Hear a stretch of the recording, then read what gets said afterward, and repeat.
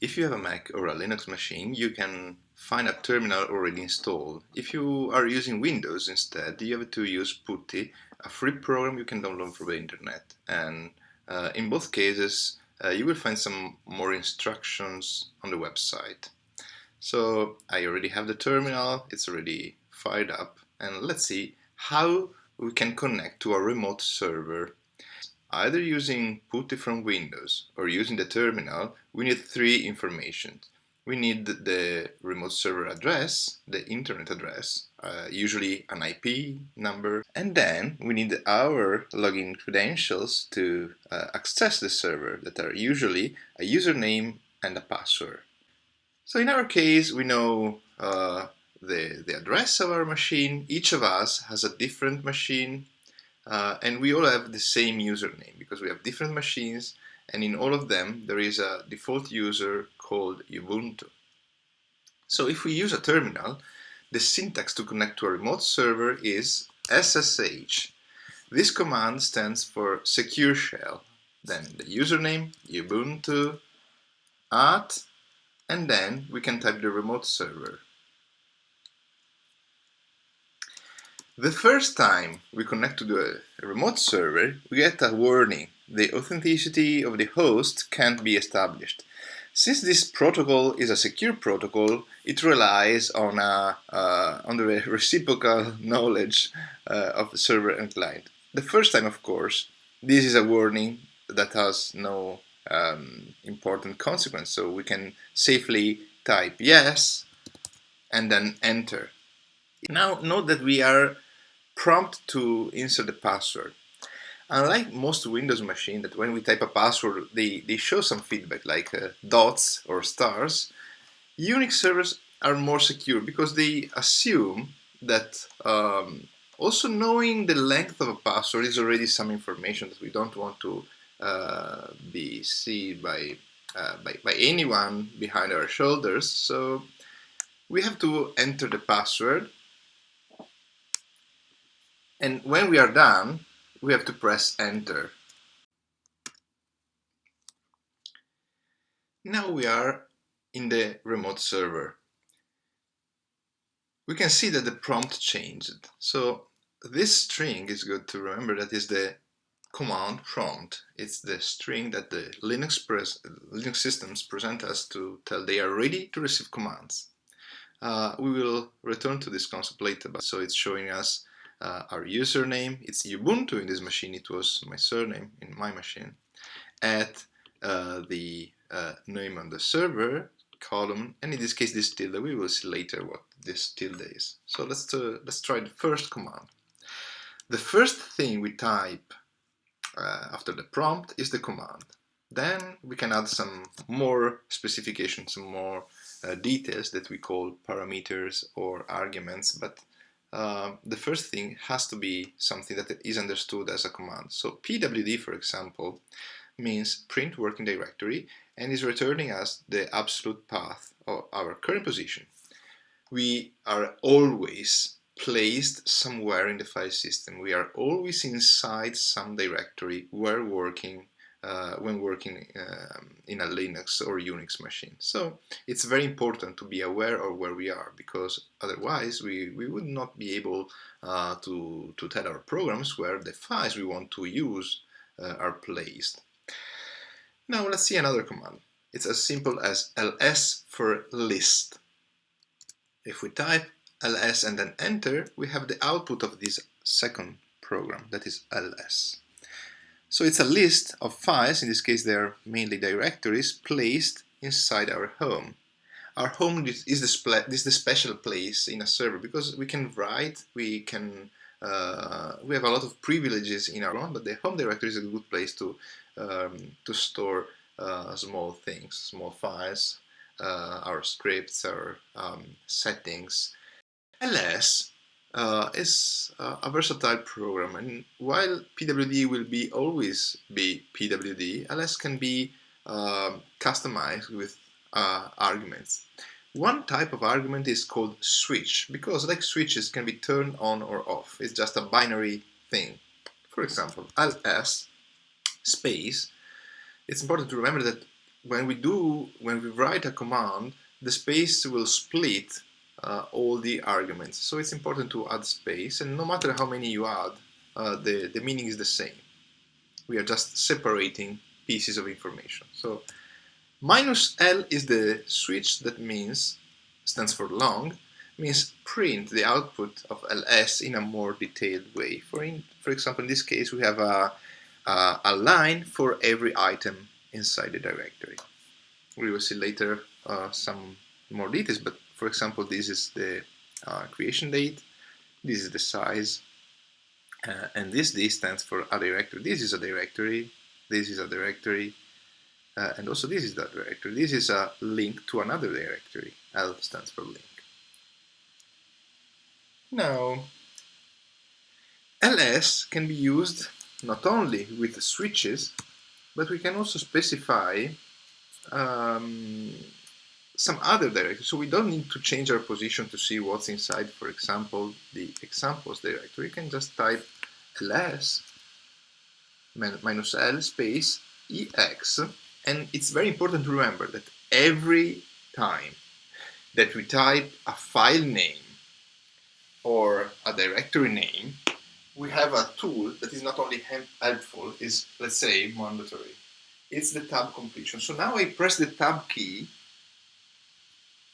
and as you see, the whole path has been completed. So I did type ex, and since in my home directory no other file was present starting by ex, the completion was straightforward. It just completed the path. So I can type enter, and here I see the content of the examples directory. Let's try again the tab completion when there are more possibilities. For example, if I type ls -L and then GA, as you can see, we have more possibilities. So if I type a single tab, the completion is not working as we expect. We just have the beginning, so what is unambiguously possible. So there are only Galaxy starting files, no other GA something else. But we have multiple possibilities. So with a double tab, we have all the possibilities. So I say, well, maybe I'm interested in Galaxy tools. So T, and then yes, now the tab completion is working because there are no other Galaxy T something. Okay, the tab completion is very important. If we receive no feedback from the tab completion, it's because we are typing something wrong. Now, let's try to change our current position. We are in the home directory, we want to enter in the examples directory. Remember, as it was written in the workshop notes in the website, that we can always specify a file path or a directory path in two ways. One is the absolute path that starts from the root of the file system, like the root of the tree, the last common ancestor, and piece by piece will arrive to the leaf or to the branch that we are interested in. And the other is the relative path, that of course, being relative, changes according to the position we start from. So in this case, we are in the home directory. Let's try the absolute path first. So I want to go to the examples directory, but where it is example, it's inside my home, and my home is this one. So if I want to enter the examples directory with an absolute path, is cd / because all the absolute path will always start with a slash. All the relative path will never start with a slash. So cd / h tab u tab e tab. It's very long, but with the tab completion, I did type just a few keys. I hit enter, I receive no feedback, so there is no output from this program. But the prompt in this case changes accordingly. And now we can figure out what this tilde means. This tilde is a shortcut for the home directory. Since it's so important in Unix system, there is a shortcut specifically for the home directory. Very good. We can list the files inside here again. The output is the very same that we had before, because we could list the content of the directory without entering that directory. But if we do a PWD, we have the feedback, we have the proof that we are inside a new working directory now. Very good. Now suppose that we want to go into desktop directory that was inside our home. So it's a branch in the same level, at the same level of examples. Again, we can use an absolute path like cd/home/ubuntu/desktop, but we can use a relative path, and now it makes more sense to try to use one. To create a relative path, we need to be able to go forward, as it's as easy as with the absolute path, since we simply have to type the following branches, but we also need to go up one level. So to go one level up, the shortcut is dot dot. Dot dot means one level up. Dot dot slash. If I double tab, I see indeed the content of my home, because with a single dot dot I go one level up. D, capital D, because Linux is case sensitive. Tab, and here we are. We changed directory using a relative path. We can combine the dot dot, for example, it can be dot dot slash dot dot. Where we are now. With the first dot dot, we go back to our home. With the second dot dot, we go. So we are in. With the first, we are in Ubuntu. With the second, we are inside the home. Double tab, and I see all the other homes. For example, there is a home for researcher. And I can go forward. Double tab. Okay, there's a directory called public HTML, for example. And here again, we can see that the tilde is the shortcut for our very home, because now we are in the home of another user, and the tilde is no longer here. There is a shortcut to go back to our home. Since it's such an important place, there is no other place like our home, well, cd, without any other parameter, our argument will bring us straight forward to our home. Now we can again go back to the examples directory, but this time with a relative path. Since we are already inside the home, no longer than ex tab, and we can enter the examples directory. Okay, so just to remind you, we have 4 directories: archives, files, phage, and scripts. Let's see what's inside files or phage. Okay, we have several files. There are txt files, there are fasta files, another fasta files, another fasta files. FNA stands for fasta nucleotide, while FAA stands for fasta amino acidic. Okay, so let's say that we want to copy the sequences into a new place to have a working copy. We don't want to modify the original files. So let's remember, we are in the examples directory. We are interested in some files that are inside the phage directory, but we want to create a place where to store some copies. So we can create a directory called copies. mkdir stands for make directory. Again, a command without feedback. It's not telling us anything. But if we do an ls, now we see that we have another directory. If we try to create again the same directory, well, in this case we will have some feedback, because it's not possible to create a directory that already exists. So cp is the program that is able to copy files from a source to a destination. So we want to copy multiple files. We can specify one by one, or use wildcards. They are inside the phage directory to start with, okay, and we want all the files with sequences, so fna or faa. I see that there are no other files with .f in their name, so star is the wildcard that means any character, any set of characters of any length.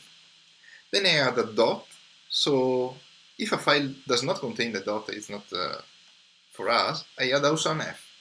So star.f star. This file does not contain .f anywhere. This contains f and dot, but not close together. So only the file with .f something will be copied. where? In the destination, so we have to add the destination. In this case, remember that the space is important, CP. The source is a list of files that we can abbreviate with some wildcards, with shortcuts. And then the destination is copies. Also CP has a switch that we can use. It's -v for verbose that will print each file as long as they are copied. So let's try with -v to have some feedback. Otherwise, like mkdir, we will not print anything inside our terminal. So we see that phage CDS from Genomic has been copied into copies. Very well. Now we tried also the CP command. So let's go back to the files directory.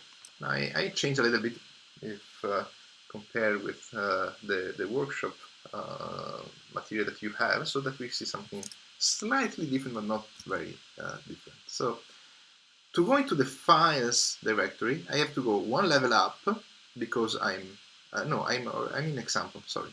So cd files, what's inside here? ls -l. Now, the file size is expressed in bytes. There is another switch called -h that will give us a human, H stands for human readable output in terms of file size. So this PDF file, for example, is 1.5 megabytes. Why we're trying this? Well, one of the reasons is that switches, unlike other types of arguments, are just on or off, and so they can be combined. So I can save some space with -lh. It's the same like as hl because they are independent. So I can combine multiple switches. Very good. Here we have a bunch of files. Some of them we are used to, like green OK icon.png is an image. PDF files are also useful, but the thing is, the concept to introduce now is very important. And it's that we have text files that are very simple. They are just characters. So while a Word document is not a text file, it's a binary file, usually, containing a lot of information beyond the text. There is the font name, the font size, the size of the page, and some metadata like the author and the institution and the last modification date. So what we are interested in now are text files. And the reason we love text files is that most bioinformatics files are simple text files, just formatted in a way that they can carry some information. So like the FASTA files you are used to, well, they are simple text files. But there is a convention that we store sequence in a certain way that we can then make use of. So here we have some text files. Let's see one first command that is cat. It stands for concatenate. We will see later why. So cat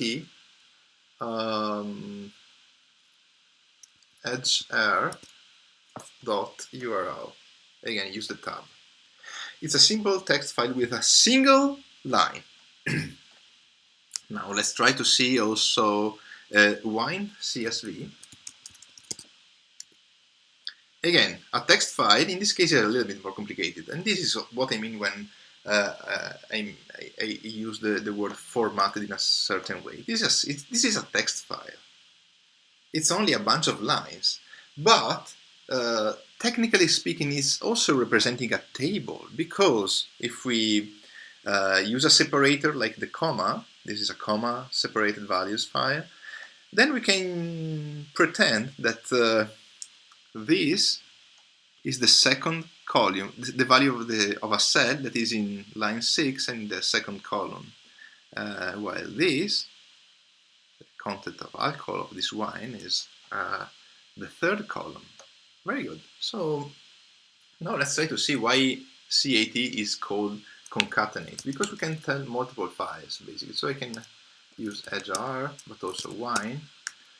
And what I see now is that I concatenated the two files. First I have the URL containing the first file, and then I have the lines in the second file.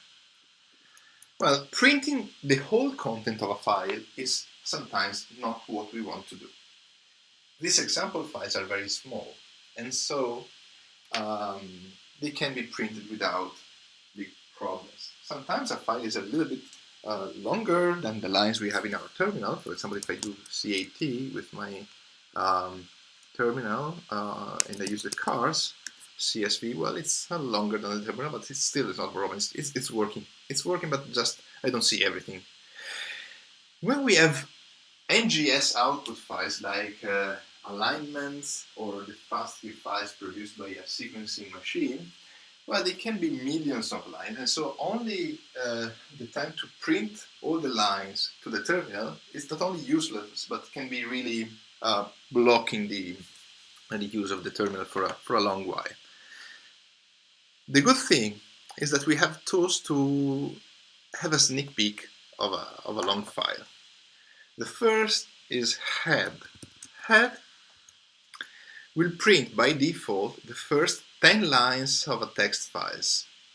Similarly, tail will print the last line of a file, the last 10 lines. What if I want to see the first 4 lines, for example?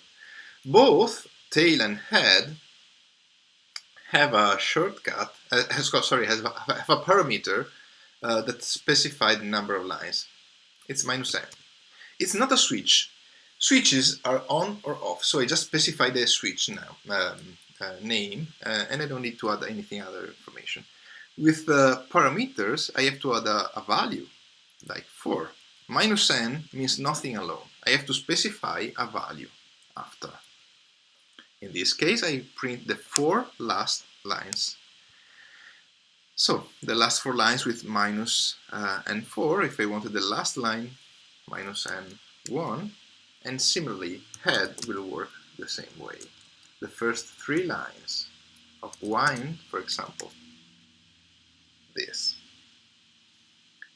What if we want to look at a long file with an interactive feedback? So, most of the commands we are interested with are non-interactive commands.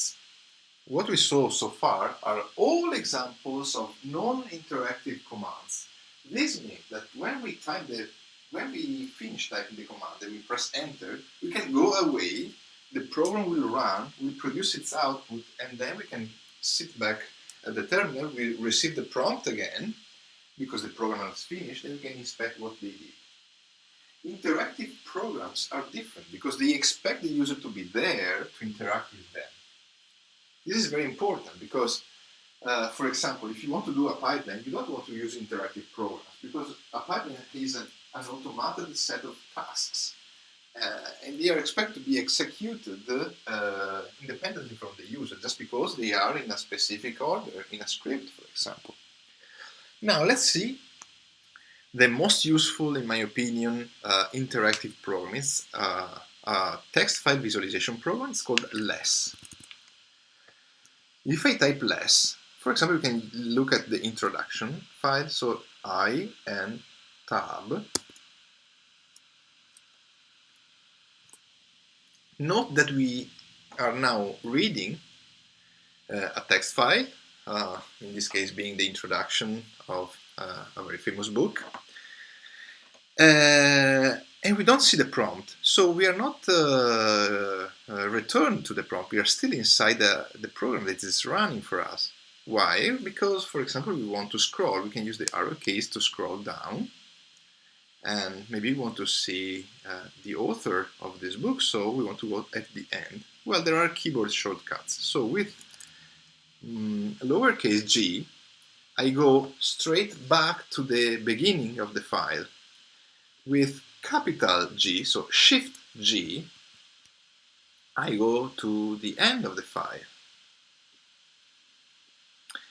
Now, another thing that we might be interested in is being able to do a search inside this file.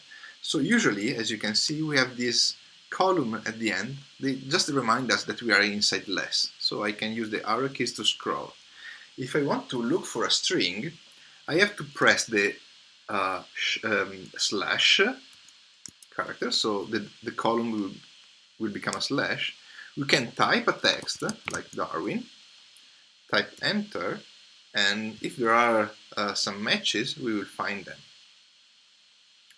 Let's try a more generic search like /in. Okay, we are at the end of the file. If you want to go to the previous matches, we can use the Shift N. Capital N is to go to the previous matches, while N, lowercase n, is to go to the next match.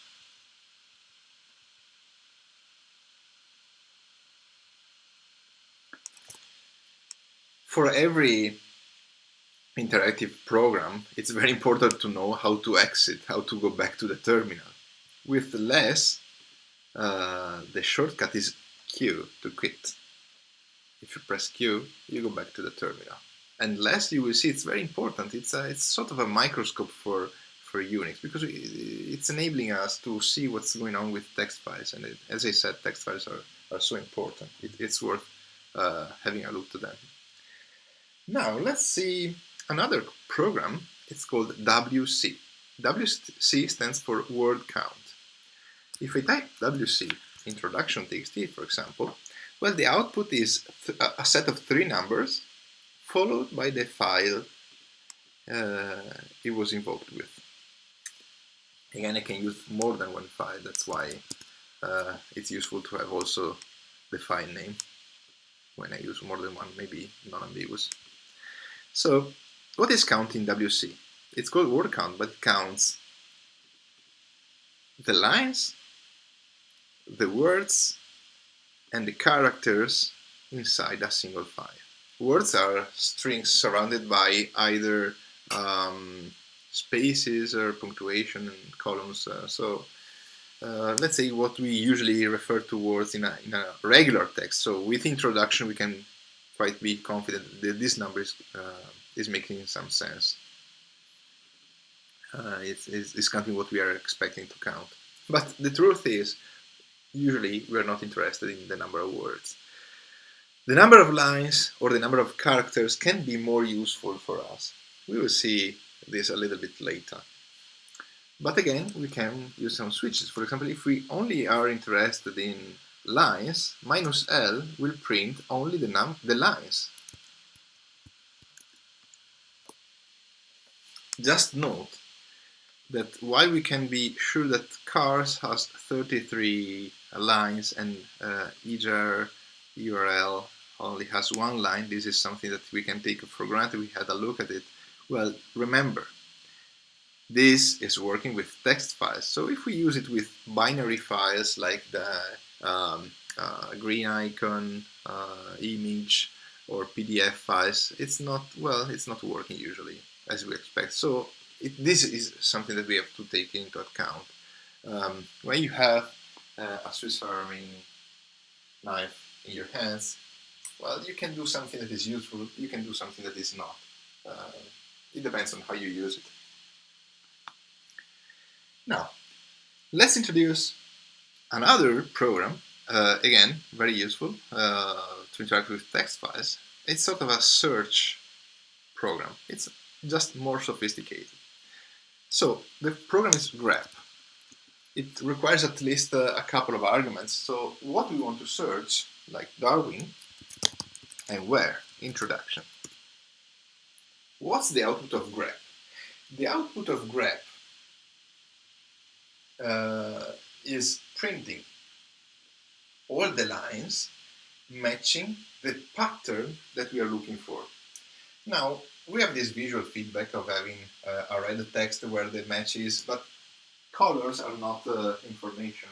So the real output is only the line. If we work with text files, we don't see color, we just see characters. The colors are just a feedback for the user, but in pipelines they are totally irrelevant. So now we know how to extract some information from a text file. This can be already useful to introduce some concepts on how to extract information from text files.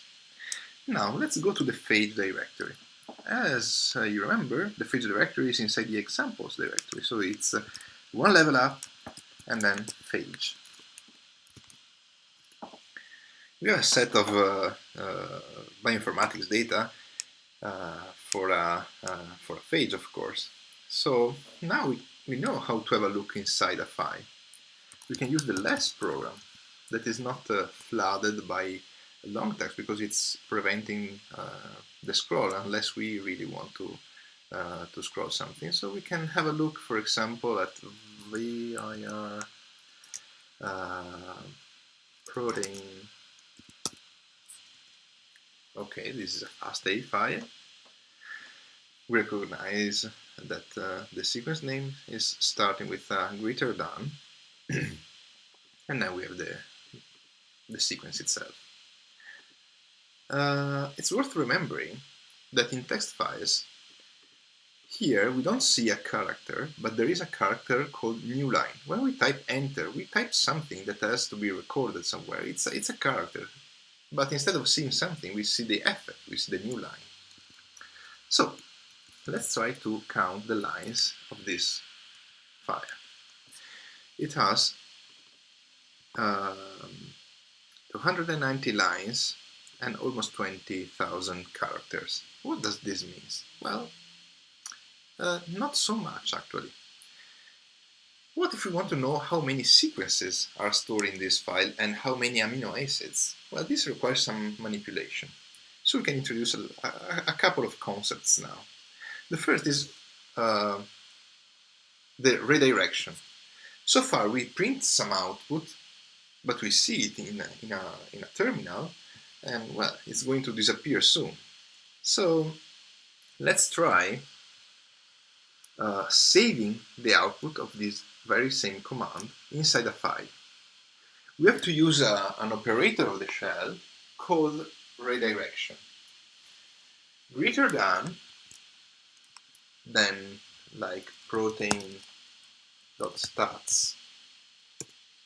I hit enter, I don't see anything because the output of the program has been redirected inside a text file called protein.stats. If I do an ls, I see a new file now, here, and if I do a cat for cat, yes, the output of the commands has been actually redirected inside the file. So this is very good. Now let's try to use the grep program to extract all the header lines. The header lines contains a greater than, but remember, the greater than is also the redirection symbol, so we cannot use it without quotes to prevent the shell to redirect the output of grep somewhere. So grep, greater than with quotes, it's very important to use the quotes. It's the file we want to extract, it's vir protein fast amino acidic. Now enter. Okay. We already start understanding the philosophy of UNIX. We have a lot of small tools doing a very specific task very well, very efficiently, and combining them, we can extract information. Now, with a single command, we extracted a list of protein names. Let's try redirecting this output, like protein, instead of stats, list. It's just a text file, you can call it whatever you want. Now, what if we want to know how many protein? Well, we can wc -l protein list. There are 73 protein. What I want to introduce now is another concept that is very powerful and used a lot. So, in this case, we have a goal in our mind that is counting the number of proteins inside a FASTA file. So first, we extract the lines with the greater than because they represent the proteins. Then we did redirect the output of that program inside a list file, and then we counted the line of the list file. The problem is we are not interested in this file. We just wanted to know the number. So now, for example, what I can do is to remove the protein file, protein list, because I was not interested in that. And since I was not interested in that, I could skip this double-step procedure. So first, grep inside a file and then count the lines of the file using another operator. So the Greater than redirects the output inside a file. Then we have also another operator that redirects the output not inside a file, but inside another program that will take it as input. So I can type grep greater than protein fastay pipe. Well, pipe is quite an intuitive operator because it's creating a pipeline. So it's connecting program with pipes, and so the output of grep can be redirected inside WC -L. I don't specify a file name because there is no file name. WC, if invoked without file name, expects the input to be a flow of characters streamed through a pipe.